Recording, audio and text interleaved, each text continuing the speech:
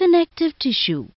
Connective tissue is the most diverse of the 4 types of tissue with a wide variety of functions. It ranges in consistency from the fluid-like nature of blood to the hardness of bone. Connective tissue consists of cells and extracellular material secreted by some of those cells. Thus, unlike the other basic tissues, the cells in connective tissues are widely separated from one another within the extracellular matrix. This extracellular matrix surrounding the cells and fibers is known as ground substance. The ground substance occupies the space between the cells and fibers of connective tissue.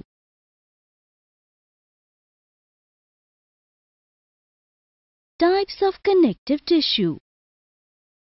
The consistency of the ground substance varies from liquid to gel and to solid, thus forming different types of connective tissues. Major types of connective tissues are bone, cartilage, areolar tissue, tendon, ligament, adipose tissue, blood, lymph. All these major types of connective tissue can be grouped in 3 categories: supporting tissue, binding tissue, and fluid tissue. Supporting tissues serve as a framework for the body and also help in the movement of parts of the body and in locomotion. It is of 2 types: bone and cartilage. Bone and cartilage are the supporting type of connective tissue.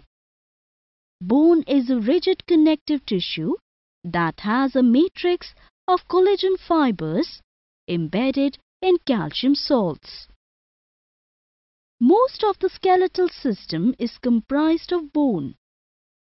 It is the hardest tissue present in our body. Compact bone consists of numerous units called Haversian system. Each Haversian system consists of a central Haversian canal which is surrounded by concentric rings of matrix known as lamellae. The lamellae are interconnected by small canals called canaliculi. In compact bone, the Haversian systems are packed tightly together to form what appears to be a solid mass. In a longitudinal section of a bone, like the femur, a central cavity can be seen. The cavity can be seen with a spongy tissue known as marrow. Bone marrow is the soft, flexible connective tissue within bone cavities.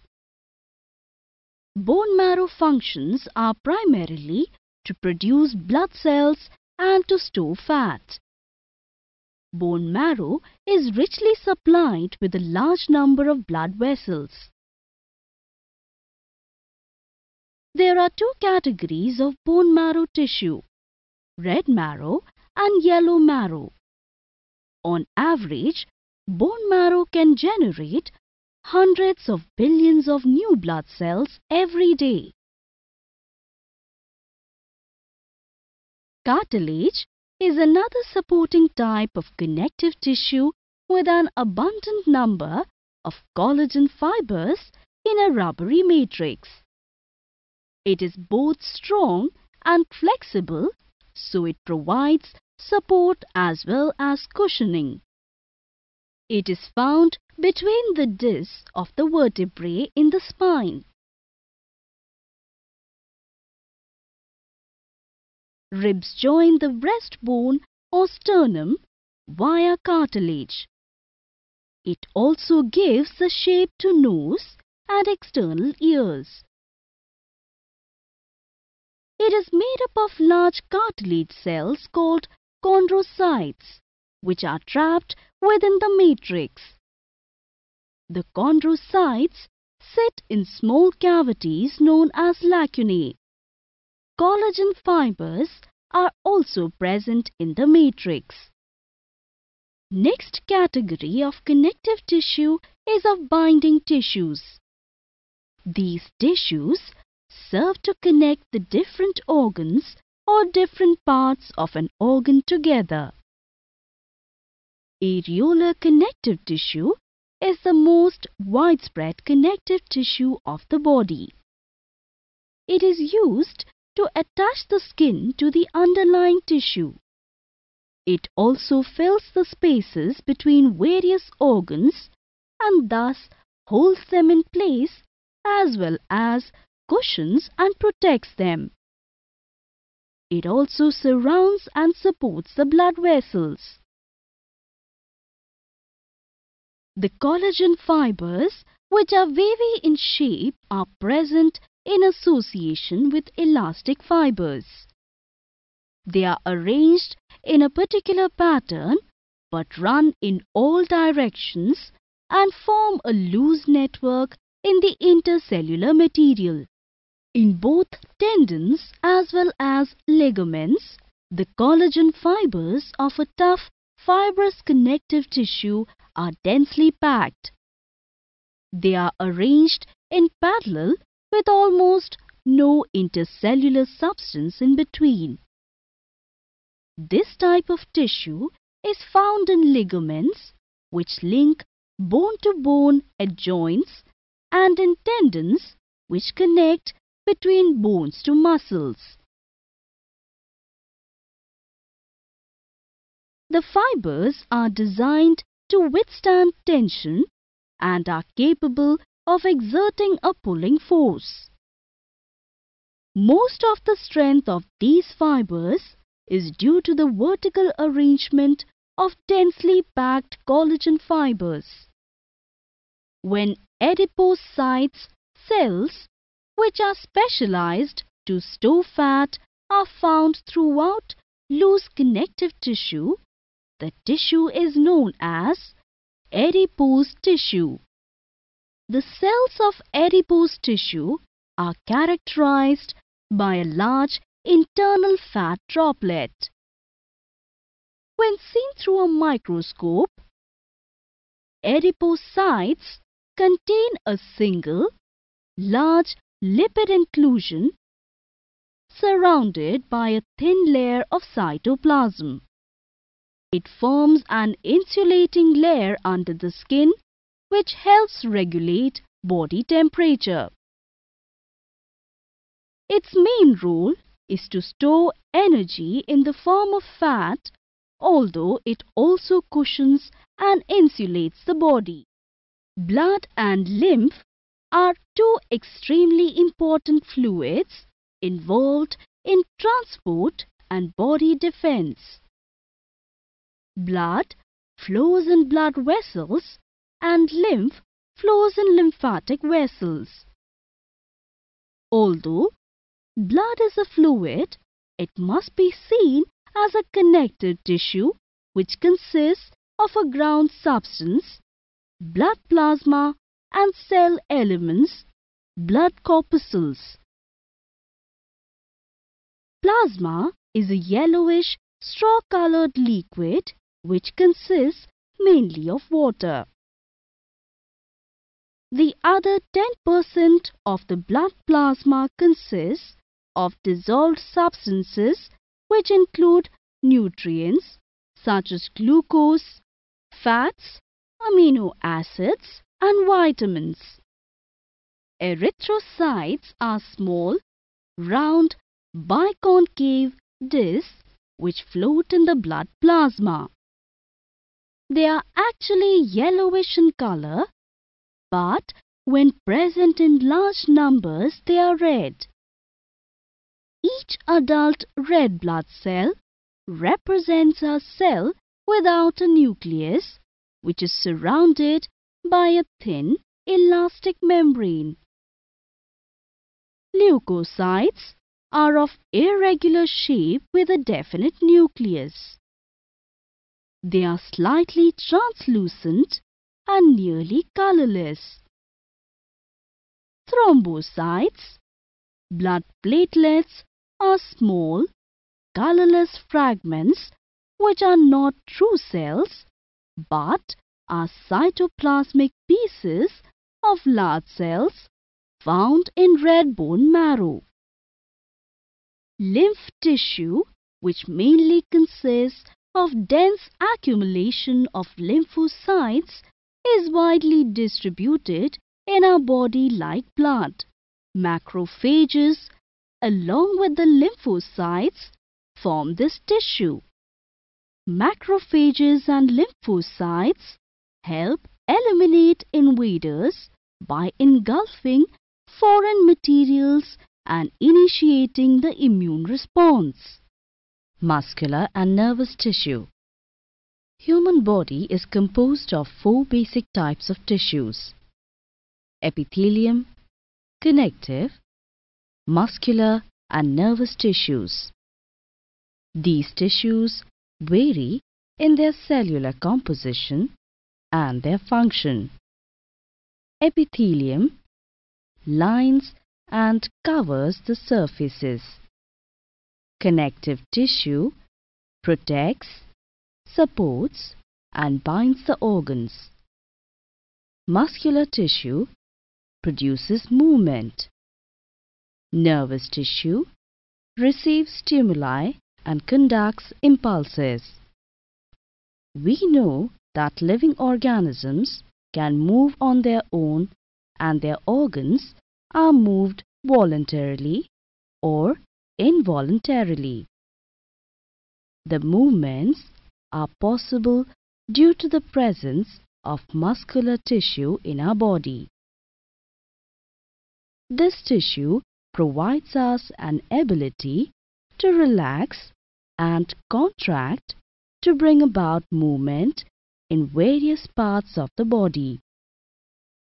Apart from movement of hands and legs, there are other movements in the body too, which are necessary for the survival of the organism, such as the heartbeat and the movements of the alimentary canal. These all are possible through muscular tissue. Based on the structure and the kind of control we have on our muscles, the muscular tissue is of 3 types: striated or skeletal muscle tissue, unstriated or smooth muscle tissue, cardiac muscle tissue. Skeletal muscles remain attached to the bones present in our body and are responsible for all the voluntary movements. Cardiac muscles constitute our heart and make our heart beat throughout our life. Smooth muscles are responsible for involuntary movements of stomach, intestine, uterus and blood vessels. Histologically, all 3 types of muscle tissues are different.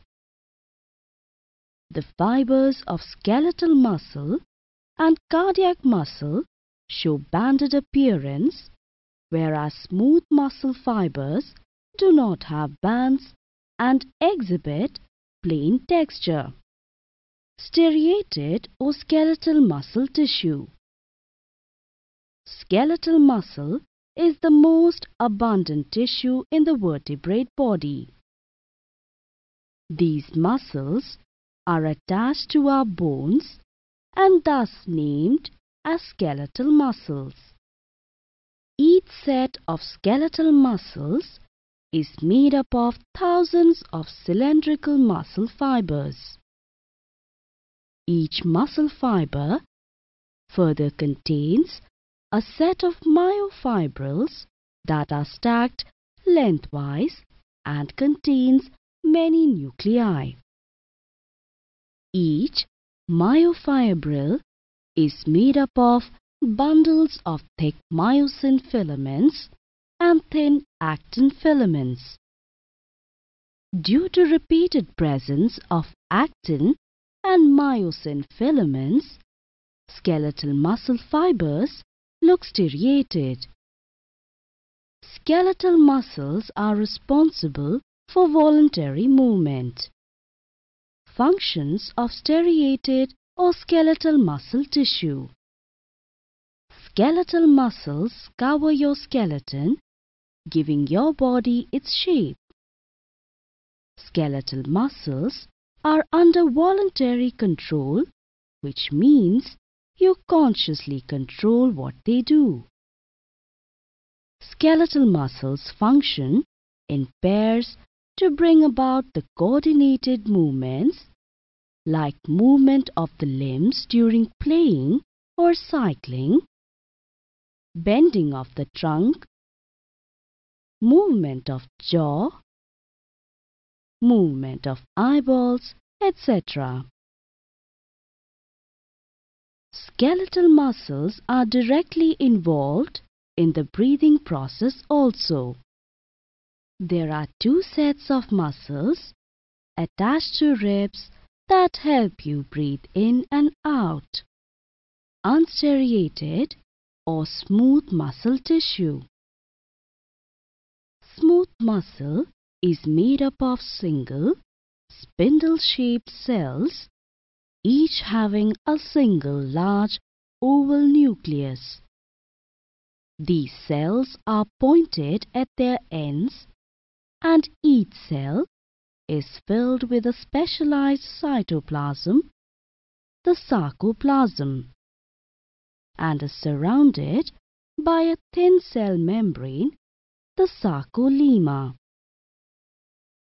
It gets its name because no striations are visible in them. Smooth muscle fibers are arranged to form bundle of the fibers. Smooth muscle forms the muscle layers in the walls of hollow organs such as the digestive tract, the walls of the urinary bladder, the uterus, the walls of blood vessels. Smooth muscle is an involuntary tissue, that is, it is not controlled by the brain. Functions of the unstriated or smooth muscle tissue. Smooth muscle controls slow movements happening in the internal organs of our body. Hollow organs such as blood vessels, the gastrointestinal tract, the bladder, or the uterus. These muscles work automatically without us being aware of them. The muscular walls of the digestive tract contract to push food through the body. You do not come to know about the movements happening in these organs. Muscles in your bladder wall contract to expel urine from your body. Smooth muscles in a woman's uterus help to push the baby out of the body during childbirth. The walls of the arteries contract and relax to regulate the blood pressure and the flow of blood. They are also made up of fibers of smooth muscle tissue. Cardiac muscle. This is a unique tissue found only in the walls of the heart. Unlike other type of muscle, cardiac muscle never gets tired. It works automatically and constantly without ever pausing to rest. The myofibrils of cardiac muscle are made of single cells, each with a single nucleus, and they are branched. Cardiac muscle tissue shows some of the characteristics of smooth muscle and some of skeletal muscle tissue. Its fibers are like those of skeletal muscle, have cross striations. Functionally, like smooth muscle tissue, it is involuntary in action. Functions of the cardiac muscle tissue. Cardiac muscle tissue plays the most important role in the contraction of the atria and ventricles of the heart. It causes the rhythmical beating of the heart. Beating heart is responsible for circulating the blood and its contents throughout the body. All living cells have the ability to react to stimuli. Nervous tissue is specialized to react to stimuli and to conduct impulses to various organs. Nervous tissue helps in bringing about a response to the stimulus. This tissue is what makes up the body's nervous system. Neurons and neuroglia cells make up nervous tissue. Humans have billions of neurons surrounded by an infinite number of neuroglia. Structure of a neuron. Each neuron has three basic parts: cell body, dendrites, and a single axon. The cell body is enclosed by a cell membrane and has a central nucleus. Apart from the mitochondria, Golgi bodies, some granules called Nissl bodies are found in the cytoplasm of the cell body. Dendrites. Dendrites are cytoplasmic extensions or processes that project from the cell body. Dendrites are short cytoplasmic branching that help to increase the surface area. Increased surface area helps to receive signals from the other neurons more clearly. Axon is one projection which is quite long and is surrounded by the myelin sheath. It is usually too long as compared to dendrites and carries impulses away from the cell body. There is a fatty layer around the axon known as myelin sheath. The purpose of the myelin sheath is to allow impulses to transmit quickly and efficiently along the nerve cells. Outside the myelin sheath is a cellular layer called neurylema. The myelin sheath, together with the neurylema, is also known as medullary sheath. The unmyelinated regions between myelin segments are called the nodes of Ranvier. Nerve cells are functionally connected to each other at a junction known as a synapse, where the terminal branches of an axon and the dendrites of another neuron lie in close proximity to each other but never make direct contact. Types of neurons. There are many types of neurons. Functionally, neurons are classified as afferent, efferent, or interneurons. Afferent neurons. They are also known as sensory neurons. Afferent neuron senses stimuli through receptors present in the skin. Afferent neurons transmit sensory signals to the central nervous system. Interneurons. Interneurons form networks within the nervous system to process the information received from afferent neurons. After receiving the information from afferent neuron, interneuron passes it to efferent neuron. Efferent neurons are also known as motor neurons. Efferent neurons transmit signals from the central nervous system to effectors in the body, such as muscles and glands. Interneuron passes the signals to efferent neuron and the organ gets directed to do the required action.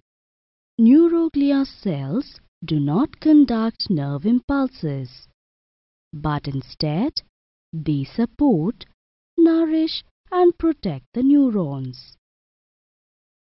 Neuroglia, also known as glial cells, act as the helper cells of the nervous system. Neuroglia protect, feed and insulate the neuron. Functions of the nerve tissue. Nervous tissue allows an organism to sense stimuli in both the internal and external environment. Signals from this tissue also cause muscle contractions. Nervous tissue is responsible for most of the body's activities and processes, including memory, reasoning, and emotions.